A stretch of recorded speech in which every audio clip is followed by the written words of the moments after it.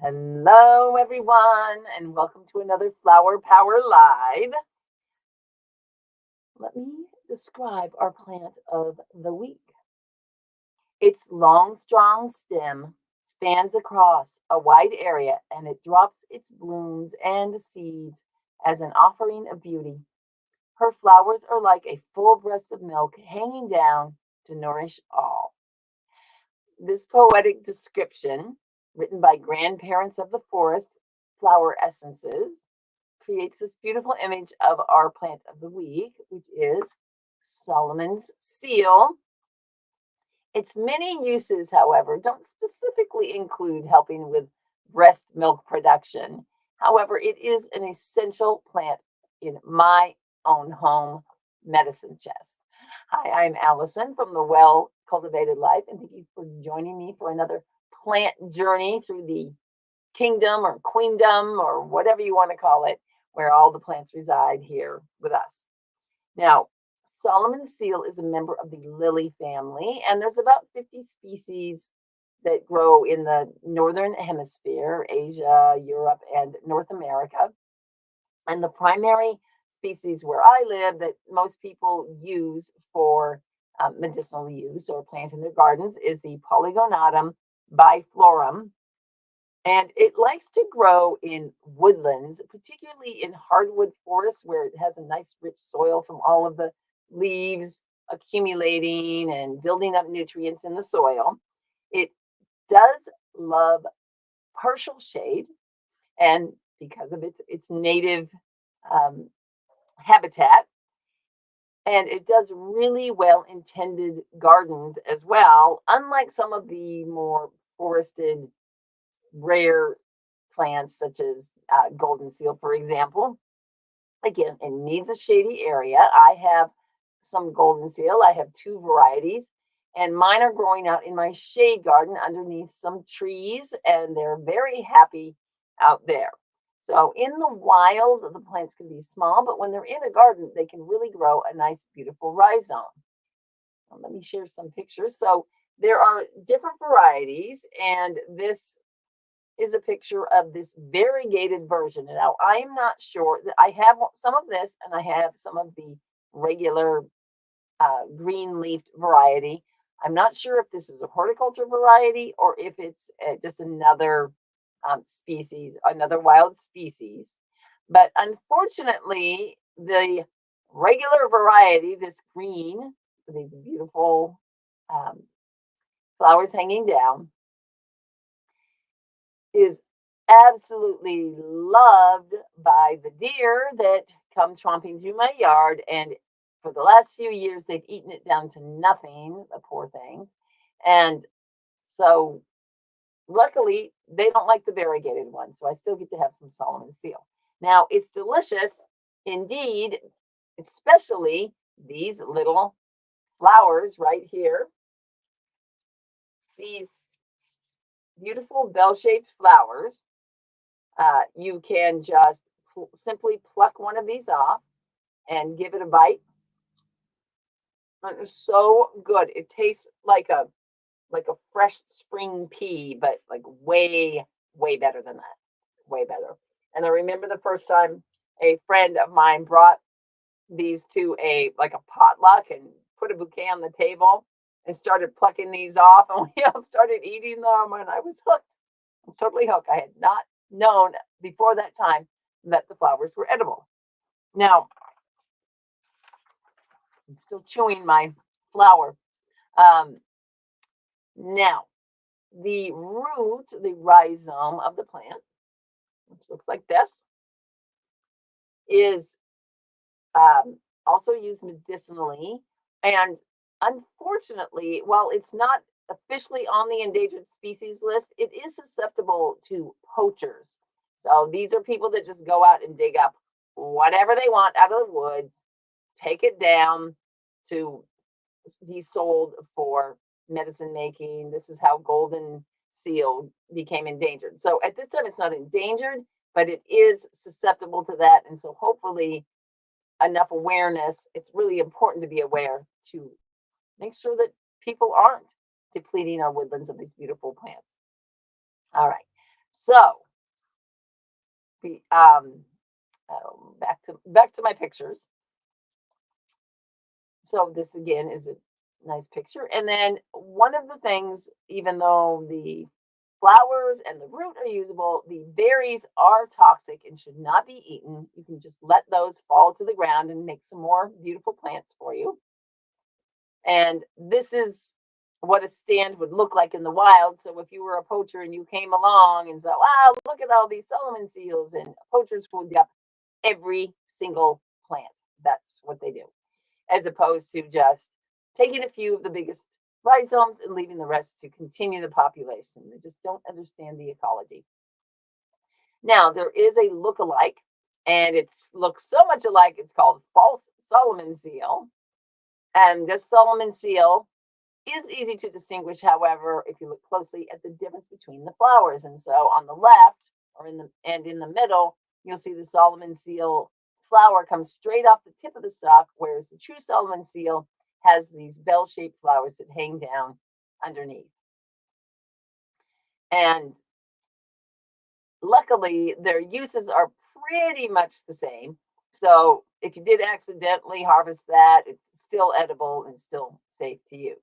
Now, before we go any further, though, we need to ask the question, why is this called Solomon's seal? Okay.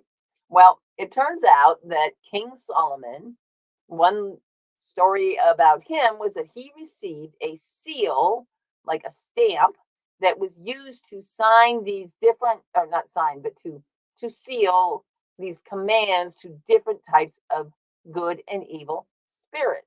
And it had these two triangles and probably a lot of other symbols. This is an old sort of amulet that I found a picture on good old Wikipedia. And so people thought that these circles on the roots looked a lot like a seal, and so they called it the Seal of Solomon. Now, let me give you a close up here. And really, it's just kind of speckled, but it is a distinctive ring on there. And so it's, I suppose it could be, it doesn't look that much like it to me, but there are, again, other species. So it may very well be that in some other parts of the world, that it looked a lot more like that with the double triangles. And those double triangles are kind of cool because what they mean, one stands for good, one stands for evil, and it's the triumph of good over evil. I like that. That's kind of the way I like to think about the world. So the traditional medicinal use of um, Solomon seal is, again, the root, and it is one of the most lovely. It's cooling, demulcent, which means it's mucilaginous and it helps to soothe all different types of mucous membranes. But Solomon seal has a very special use, and this is why I love having it in my medicine cabinet, and that is that it has an affinity for the whole skeletal structure, the musculoskeletal structure. And in particular, what it does is it's normalizing and balancing to the tendons and ligaments, the parts that attach your muscles to your bones and your bones to each other. And what it does is if they're too tight, it can help to loosen them up and soften them. And if they're too loose, it can help them to tighten them up and cause them to sort of firm up your whole structure. And part of this has to do with, again, this um, doctrine of signatures, where the way things look is how we determine how they're used. And so one of the things that people thought was the way that these leaves are kind of wrapped up around the stem like this was an indication, or similar to how a muscle is attached to a bone. And then also these jaggedy kind of roots, people thought they looked like knuckles and the different bones and the different segments of the bone. Now, I always use my root fresh, and so apparently if it dries up, it looks even more like a bone and the different joints and things like that. So Matthew Wood says that if he gets a creaky knee, he takes some drop of Solomon seal tincture and puts it on there and rubs it in kind of like a liniment, and it helps him every time. It also is good for removing bone spurs. And these look like bones, but they also, use your imagination, or maybe not your imagination, also look like intestines. And so it's also indicated for an inflamed intestine. Again, anything that's mucilaginous like that can be very soothing to our system. And it contains this oligopolysaccharides, which are these types of multi-chain sugars that are the food that our good bacteria that live in our system like to eat. And so by putting that in, it helps to just the whole flora of the system works better. It is a cousin of lily of the valley. And if you have heard of this before, lily of the valley is considered a toxic plant because it has these compounds called cardiac glycosides. And um, Solomon seal also has that, but it has it in a very low amount so that it's not considered dangerous at all. But it does have a little bit of an effect. Again, this sort of balancing effect on the pulse and the sort of blood flow throughout our systems. In Chinese herbalism, it's classified as a sweet, neutral yin tonic, and that means it's moistening, lubricating, and nourishing. It helps with the heart, the lungs, the abdomen, the bone marrow, and it also can increase semen. And modern research shows that it can bring down high blood pressure, protect the liver, treat fatty liver, reduce blood sugar levels in blood fat. Like plants rock, don't they? They're amazing. All right. It's also good for both the male and female sort of sexual systems. It has been used successfully for uterine prolapse. So maybe post birth, when the uterus is starting to kind of collapse, it'll be able to again strengthen the tendons, and if they're not able to hold the uterus in place, and then it's going to tighten them up and help to bring that back into balance. And so for this moistening reason, it's good for all kinds of menopausal symptoms, vaginal dryness, and so on. And so it's recommended for women of menopausal and elder age, like some of us. So now you know yet another reason why it's so important for my medicine cabinet. So the root is usually made into an extract, but just this year I saw one of my favorite herbalists that I like to follow on Instagram, Mary Blue, and she was going to make a Solomon seal root infused oil. And I thought, wow, I have never heard of that before. But just the fact that it's useful for muscles and bones, to make it into a liniment or an oil or something like that, that can go on the skin and be rubbed right into the spots that are sore, I'm going to give it a try. In fact, these probably won't be around next week because I will be making them into an oil. So the flower essence now, of course, reflects the beautiful plant, the beauty of the plant, and it is most useful for those who are stuck in some way and are unable to move forward. And this is usually because, not because they can't see the way forward, but more because they're just kind of generally feeling resistant to change. Do you know anybody like that? We all have resistance to change, but this resistance is usually based on a desire to kind of control the outcome. And so the Solomon seal flower essence helps us to kind of let go of the expectation or the attachment to what we think should happen, to be more reflective on what's going on from both a logical and an intuitive perspective. And the grandparents of the forest have this to say about the main way that Solomon seal essence works. It says, when taking this essence, one will feel the true healing effects of forgiveness. Humility naturally arises in one who takes this essence, as well as compassion toward others because of their self forgiveness.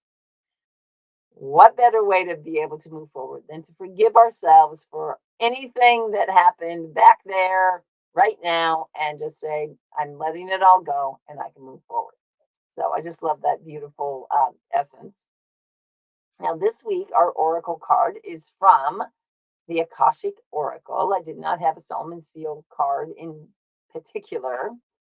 And for that reason, sometimes I'll just draw a random card, but I decided I wanted to look for a card that was really kind of reflecting of what Solomon Seal represents and its habitat and what it brings forth. And I found this card in the deck, and it's called Forest Floor.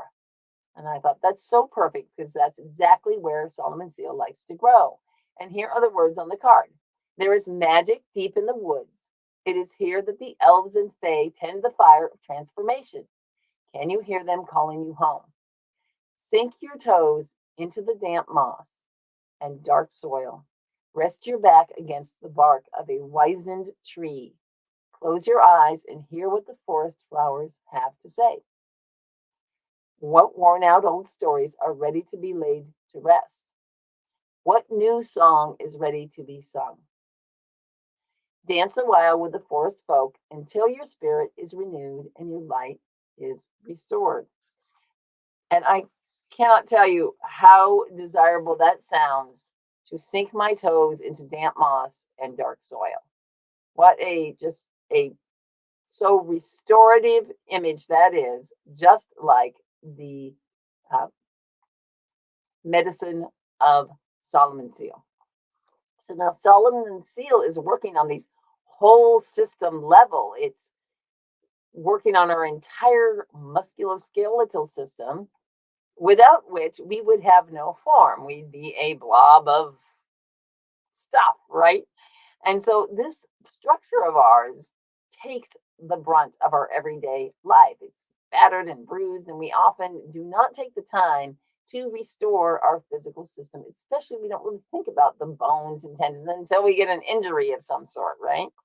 And so we really need this. And I just imagine and want you to imagine going into the forest and the silence of the forest and the just sitting on the moss and just absorbing into the earth and allowing your heartbeat and your pulse just to kind of click in with this sort of pulse of the earth. There's an actual measurable number of hertz or something like that that the earth has this very low and slow kind of beat, and that's why being in nature is so restoring to us.